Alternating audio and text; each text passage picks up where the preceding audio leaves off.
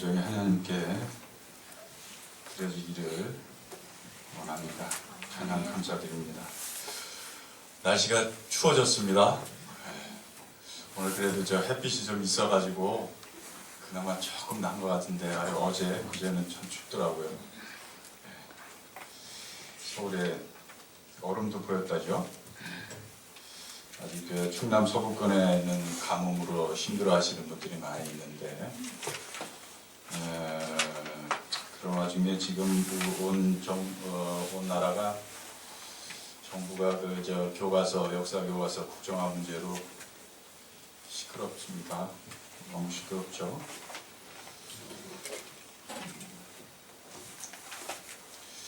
1992년도에 김영삼 정부가 들어서면서 이제 국정화 교과서가 검정제로 바뀌는데요.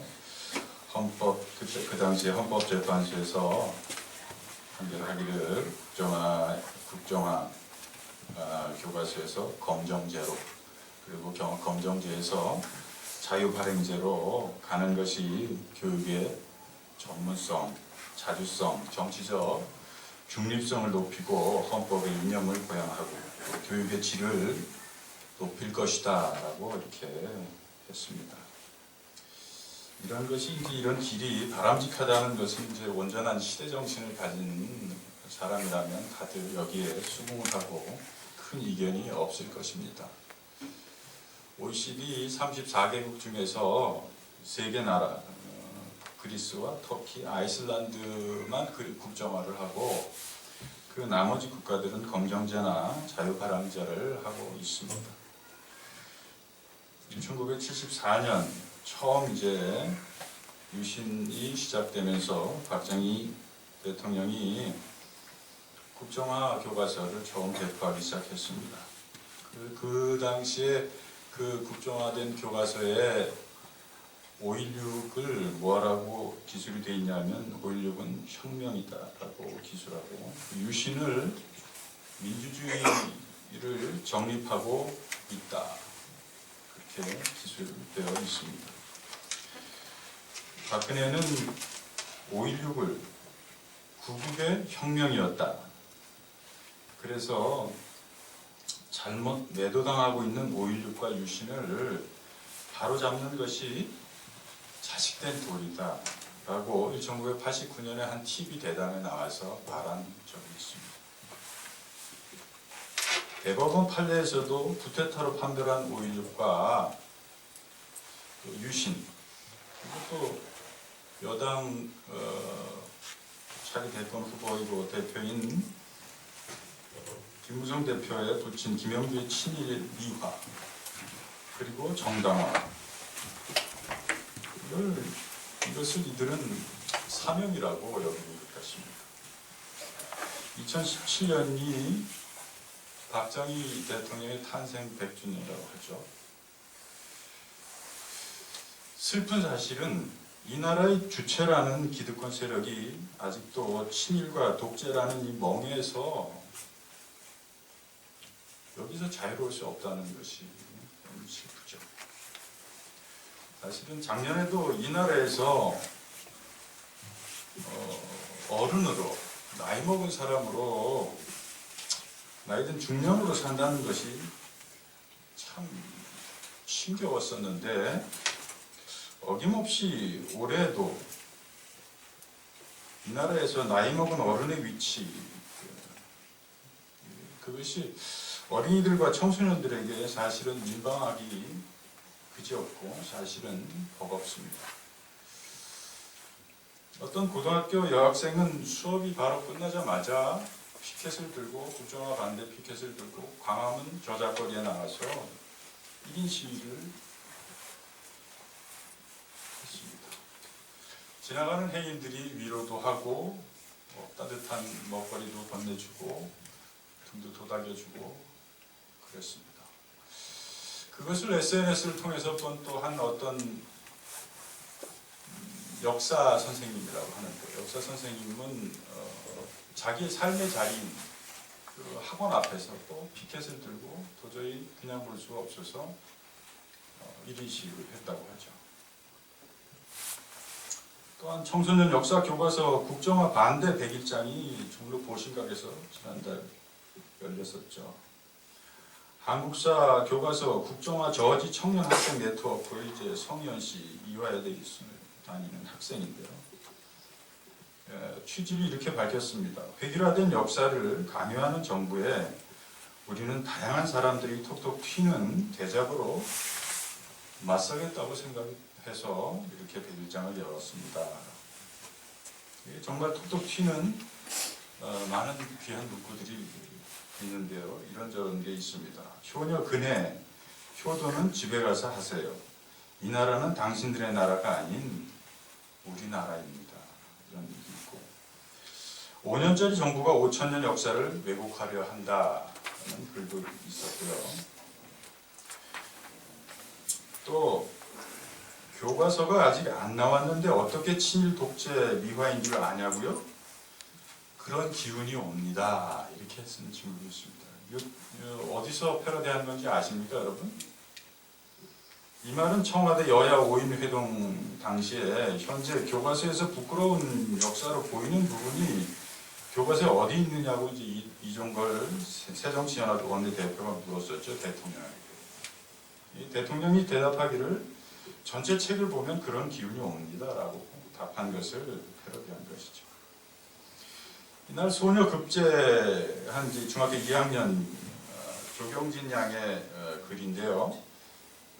이 친구는 이렇게 썼습니다. 교과서 국정화는 15살밖에 안 된 제가 시위할 정도로 억울한 일입니다.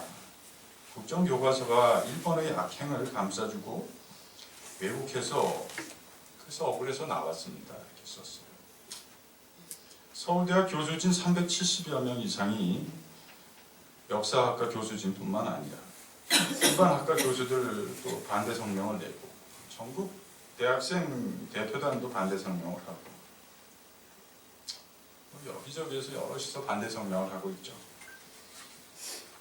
교과서 국정화에 반대하는 역사학자들도 대규모 사실은 거리에 나왔었죠.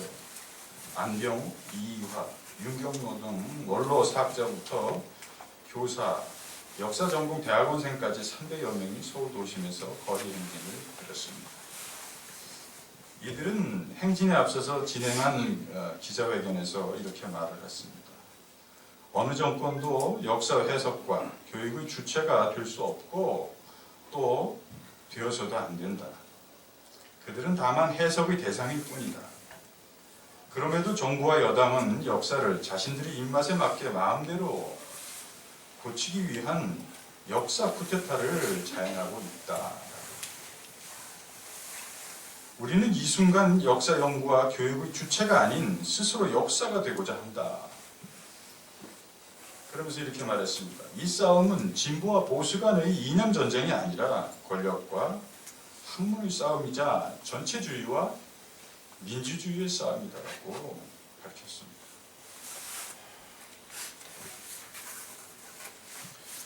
국정교과서 의지관철을 위한 이번 그 시정연설, 그래서 시정연설을 보면서 그것이 국정교과서의 의지를 관철하기 위한 어떤 수단으로 이게 저는 느껴졌습니다. 그러면서 그 모양을 보면서 속담 하나가 떠올랐습니다. 무슨 속담일까요? 저는 그 박근혜 대통령이 그 연설 말미에 국정교과서의 의지 관철을 위해서 하면서 그 얼굴과 제스처를 보면서 이 속담이 떠올랐습니다. 여자가 한을 품으면 어느 오래도 서리가 됩니다. 저는 여자가 무섭습니다.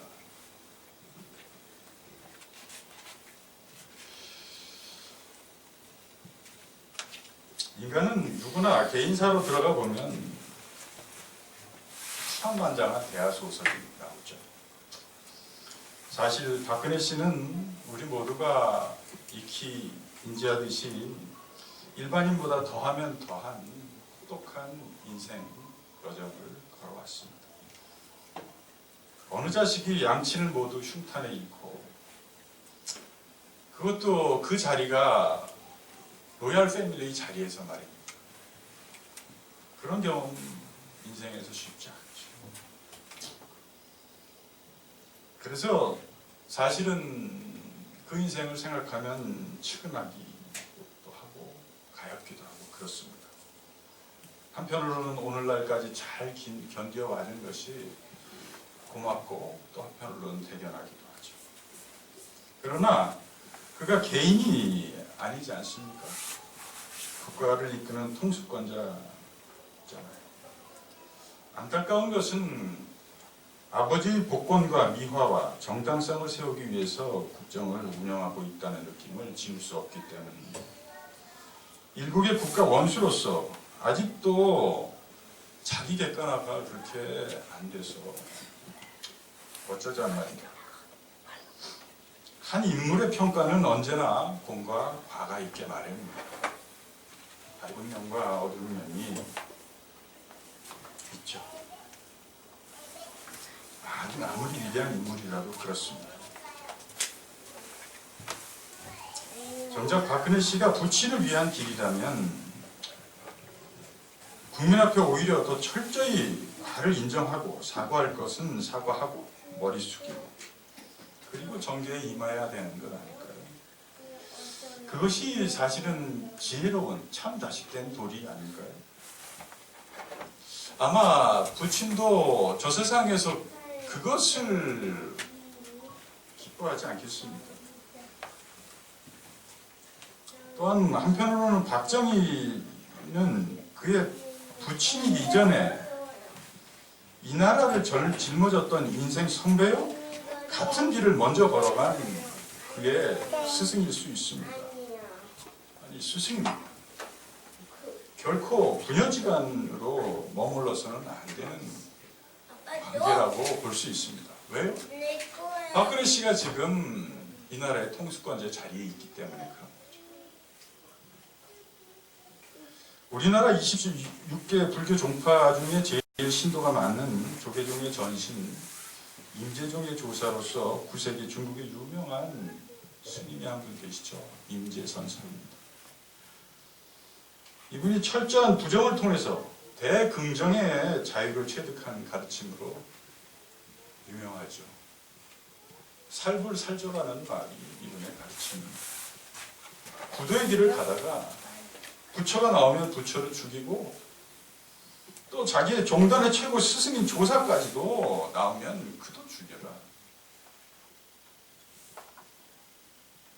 이 문구 속에는 정신적 우상, 관념의 우상들을 철저히 파격하라는 데 목적이 있지만 더 나아가 모든 기존의 것을 뛰어넘으라는 것과 바로 자기 안에 불성이 있으니 밖에 어떤 관념에 어떤 커다란 외부의 것에 의존하지 말고 내면의 불성을 찾아서 성부를 이뤄 자존자재하라.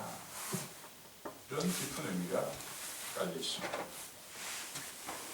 참 스승은 제자에게 자신의 평생의 깨달음을 아낌없이 전수하지만 언젠가는 제자가 배신, 즉 자신을 뛰어넘을 것을 예감하고 때로는 기꺼이 본인 자신으로 상징되는 기존의 세상을 부숴주기를 기대합니다.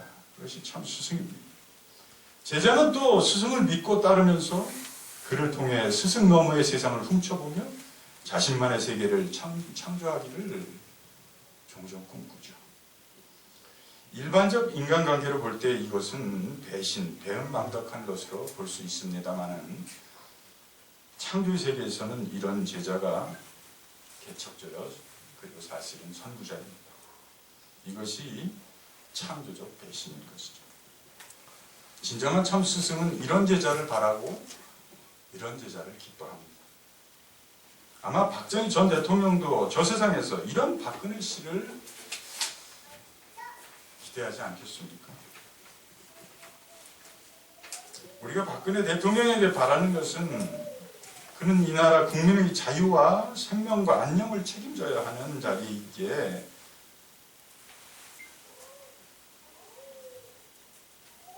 바라는 것이고 안타까운 것이고 그 자리는 일개 애비의 자식의 자리가 아니기 때문에 우리가 아쉽고 한편으로는 속이 상하면서도 기대하는 건 아니겠습니까? 저는 박근혜 씨를 보면서 이 영화가 생각났습니다. 쉴이라고 여러분 보셨습니까? 1999년도에 상영된 작품인데요. 거기 주인공 이방희라는 북한 특수공작원이 보고를 됐습니다. 1999년도에 이 쉴이라는 작품은 제작비가 그 당시 같이 러닝을 했던 그 타이타닉의 제작비가 무려 100분의 1밖에 안 되는 24억의 제작비를 들여서 만들어진 작품인데요. 근데 타이타닉을 흥행면에서 침몰시켰다고 해서 그 당시에 꽤 회자가 됐었던 대작이죠. 지금은 뭐 1000만이 우습지만 그때 당시에 580만 가까이 이렇게 들었다고 하죠. 남남북녀라고 하나요? 남쪽에 특수요원 유중원이라는 사람과 북한의 이 특수공작원 이방이라는 사람이 만나서 임무와 사랑 그 관계에서 갈등을 느끼면서 스토리가 진행되는 그런 작품이죠. 거기서 이방이가 저는 자꾸 보고래 됐습니다.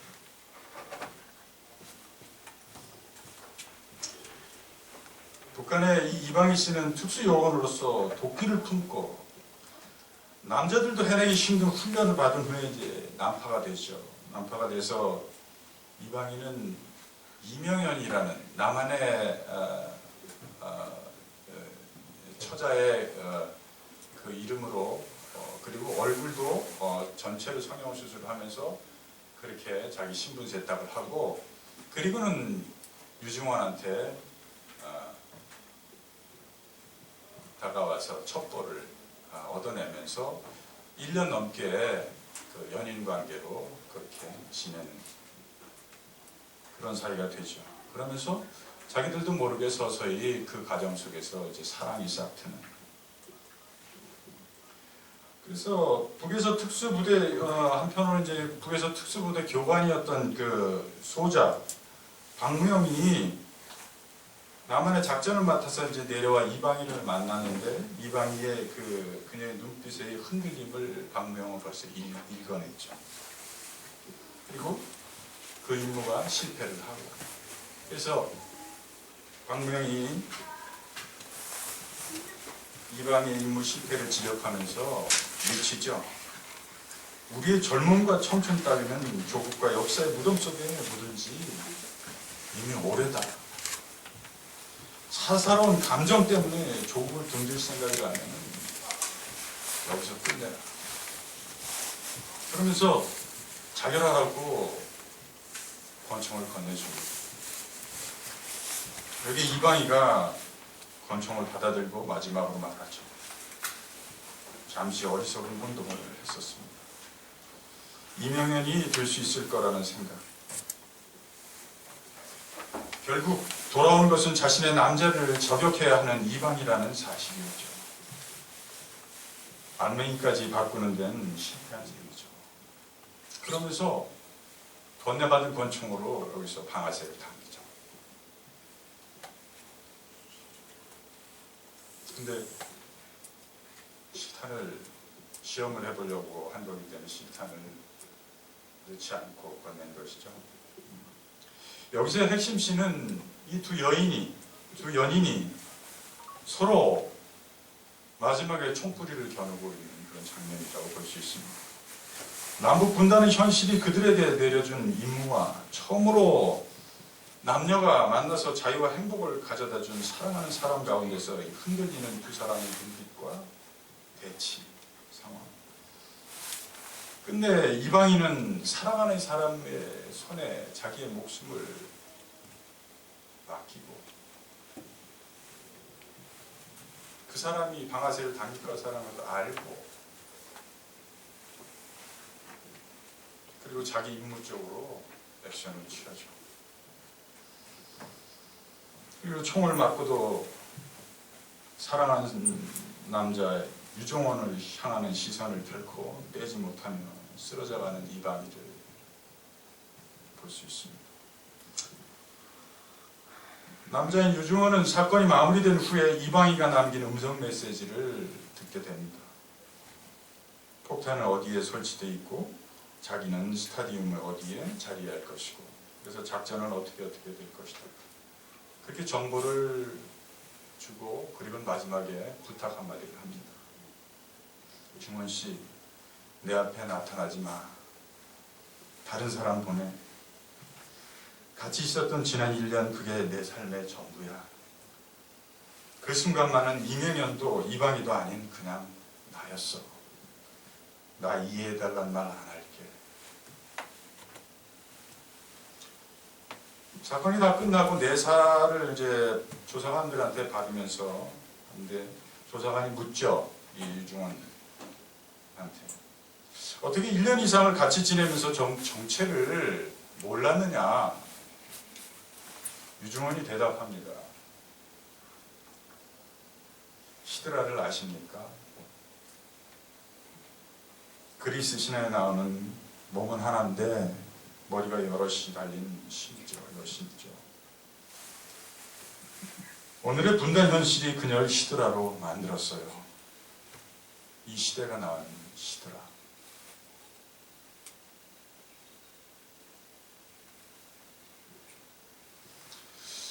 우리는 어느 면으로 보면 이 시대가 낳은 히드라인지도 모르겠습니다.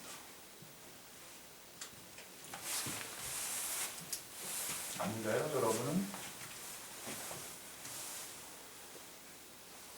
오늘 본문은 부자 청년이 예수님께 찾아와서 선생님이여, 제가 무슨 선한 일을 하여야 영생을 얻겠습니까? 라고 묻는 사건의 말미에 놓여져 있습니다. 예수님이 답하십니다.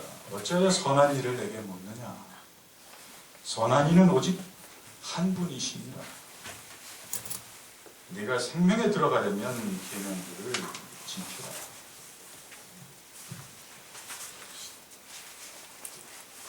If you want to enter the life, 내가 좀 생명답게 활기차게 살고 싶구나. 내가 생명을 좀 창발시켜서 열심히 그냥 좀 에너지가 넘치도록 에너제틱하게 좀 살고 싶구나. 그러면 계명을 지키라. 그렇게 예수님이 말씀하시는 듯합니다. 청년이 묻죠. 어떤 계명 말씀입니까? 예수가 대답합니다. 살인하지 말라. 거짓말하지 말라. 도둑질하지 말라. 내 부모를 공경하라. 네 이웃을 내 몸같이 사랑하라.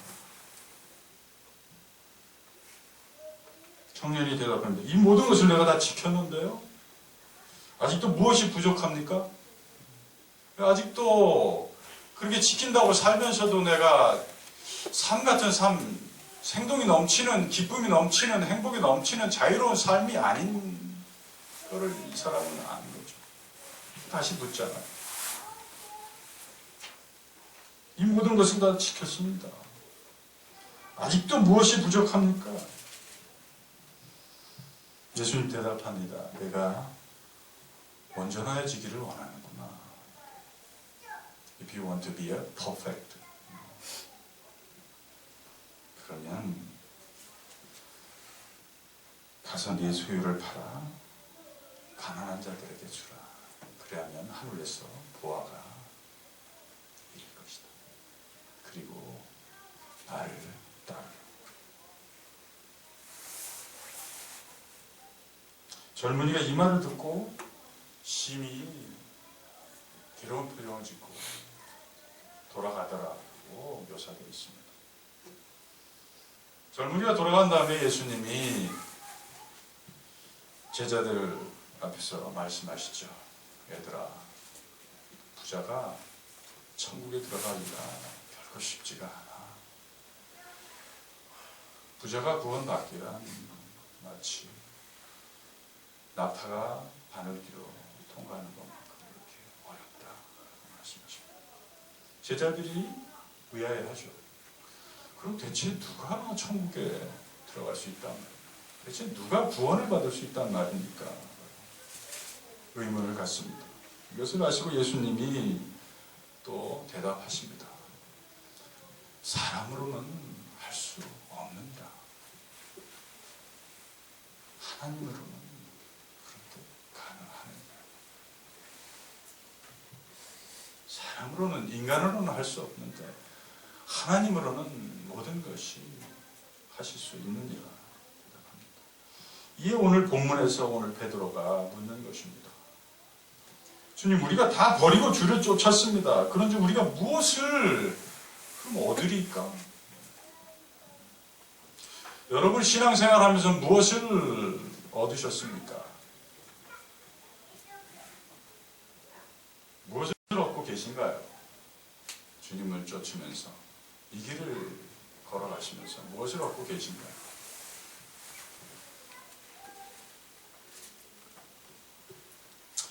우리 성도들은 과연 다 버리고 무엇을 갖고 사시나요? 첫째,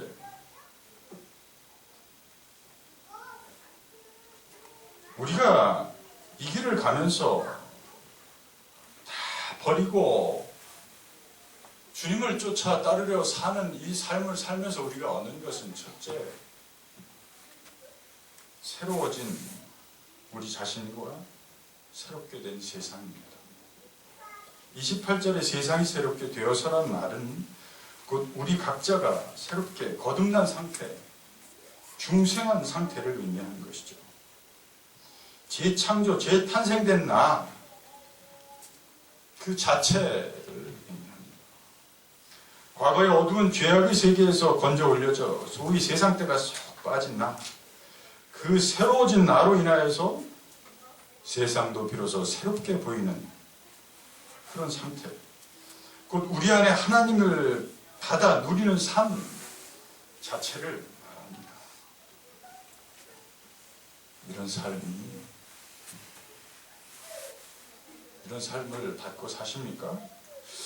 고린도후서 5장 17절에는 이런 말씀이 있습니다. 그런즉 누구든지 그리스도 안에 있으면 새로운 피조물이라. 이전 것은 지나갔으니 보라 새 것이 되었도다. 곧 영안이 열린 나와 그 눈으로 맞이하는 새로운 세상을 우리는 받고 사는 것입니다.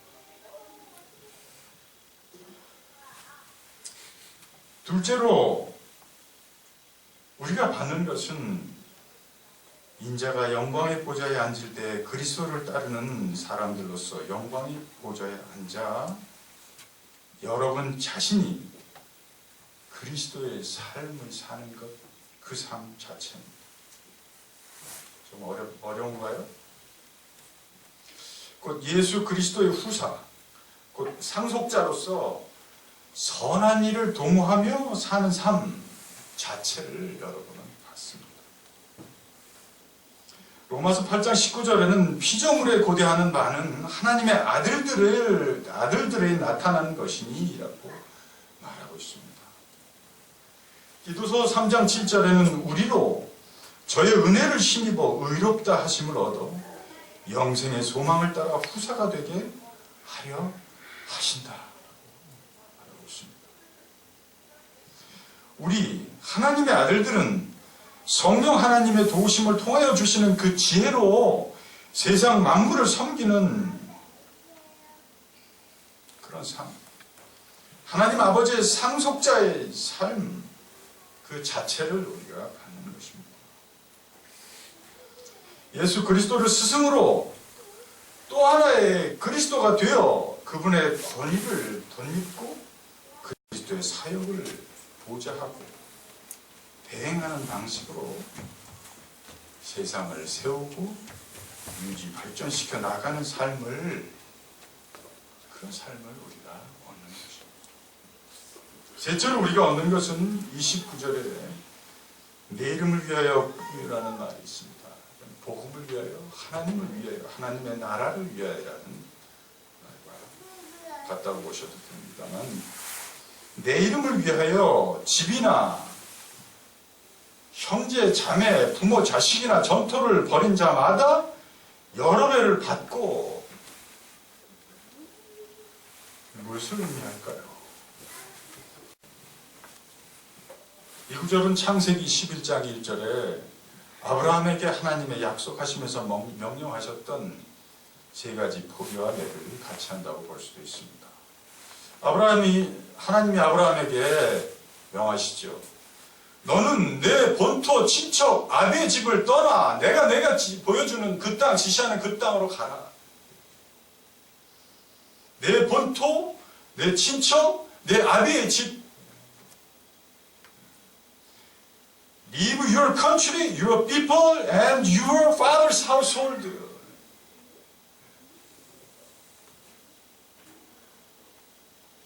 그리하면 내가 너로 큰 민족을 이루고 내게 복을 주어 내 이름을 창대케 하리니 너는 복의 근원이 되리라. 복의 근원이 될지라. 이것들을 버린 자마다 여러 배를 받는다.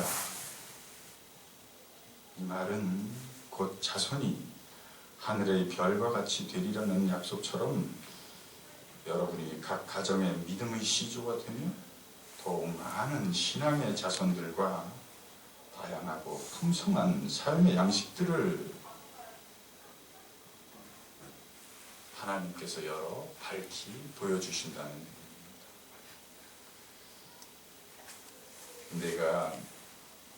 내가 믿음의 조상으로 너를 세우리니 전적으로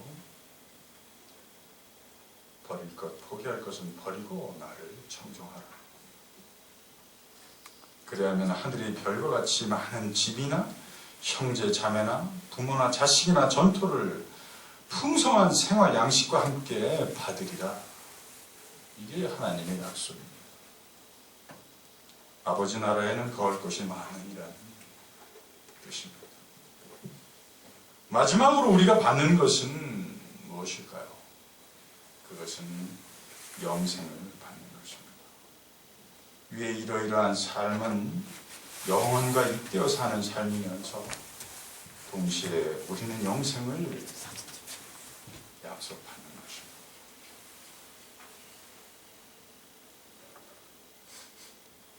이것들로 족할까요? 이것들로 잘 족하지가 않나요? 이것은 받아서 이 속에서 삶을 누려보지 못했기 때문에 아직도 내가 새로운 피조물로 온전히 거듭나지 않기 때문에 족하지 않을 것이다 라고 생각이 들죠. 자꾸 세상의 것에 의지하게 되고 세상 것을 생각하게 되고 세상에서 내가 기댈 것, 기울일 것, 의지할 것을 기웃기웃거리는 게 우리의 속사람이죠. 그러나 여러분, 완전히 모든 것을 버리고 하나님을 쫓는 자들은 이것으로 족한 삶이 됩니다. 그런데 오늘 마지막 절에 이 말씀이 있습니다. 그러나 먼저 된 자가 나중된 자로서 먼저 될 자가 많으니라. 자고하지 말라는 말이죠. 특권의식이나 어떤 의홀의식, 영적인 의홀의식 철저하게 경계하라. 왜냐? 이 모든 여러분의 인생의 궤적도 여러분이 버려서 여러분이 포기해서 그래서 얻어지는 것이 아니고 이 모든 여러분의 궤적이 은혜의 은총의 궤적이 다 하나님의 은총의 경륜 안에 있는 것이기 때문에 그렇다. 오직 우리는 겸손히 하나님의 은혜를 사모하라. 그런 권면입니다. 우리는 박근혜 대통령을 미워하지 않습니다. 단지 조금 가련하고 치근하다 여기는, 이렇게 여기는 것은 우리가 그와 동시대를 살아가면서 그의 인생 여정의 고통을 어느 정도는 함께 아파했고 또 그 상처들을 함께 공유하고 이해하고 있다는 것이죠. 그리고 또한 그가 우리 생활과 직결되어 있는 이 나라의 통수권자이기 때문에 그렇습니다. 우리가 박 대통령에게 바라는 것은 적어도 이 민족이 별과 같이 풍성한 민족으로 자유와 평화와 생명을 누리기 위해서는 대통령의 자리에서 버려야 할 것, 넘어서야 할 것, 과거의 어두운 망령들을 뚫고 돌파해 낼 것은 내라는 것입니다. 철저히 정리하고 새로 시작하라는 것입니다. 선한 것을 삼아라는 것입니다. 그렇지 않고서는 결코 그 어떤 수를 써도 그것은 묘수가 될 수 없고 악수로 점철될 것이기 때문에 그렇습니다. 휘리를 제작하고 감독한 강재규 감독이 막판에 이 여주인공 이방희를 놓고 다른 주인공들과 많이 고민을 했다고 합니다. 과연 이방희를 어떻게 할 것인가에 대해서 말이죠. 이방희를 죽일 것이냐, 살릴 것이냐, 이방희를 죽일다면 누구의 손에 어떻게 죽일 것이냐에 대해서 많은 고민을 했다고 합니다. 결국 이방인은 사랑하는 사람의 손에 의해서 눈을 감게 되죠. 이 시대의 히드라, 우리 국민은 박 대통령이 이 시대의 희생양인 히드라로 인생을 끝내는 것을 결코 원치 않습니다.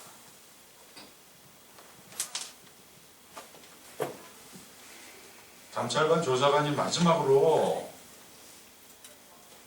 유종헌에게 묻죠. 부검을 해보니 아이를 잉태하고 있던데 알고 계셨습니까? 라고요.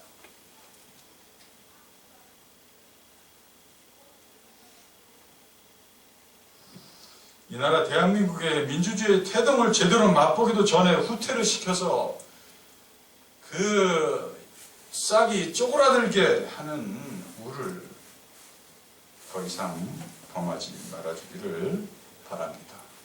기도하시겠습니다. 좋으신 하나님 아버지, 아무리 세상이 저들이 손아귀에서 놀아난다 해도 우리는 결코 저들이 탐욕과 무지와 어둠을 좌시하지도 않을 것이며 물러서지도 포기하지도 않을 것입니다. 왜요? 우리에게는 사람으로서는 할 수 없으되 하나님으로는 무엇이든 할 수 있으신 참 좋으시고 선하신 한 분, 당신이 계시기 때문입니다. 우리에게 지치지 않는 지혜의 말씀과 포기하지 않는 믿음과 굴하지 않는 용기를 더하여 주시옵소서. 예수 그리스도 이름으로 기도합니다. 아멘.